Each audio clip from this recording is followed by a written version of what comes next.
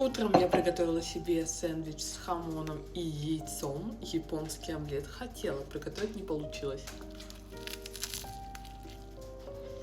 Зато сытно. Добыли мне кофеек размера L.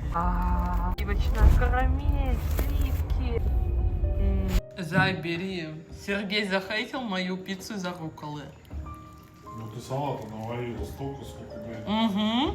Угу. Блюдку столько.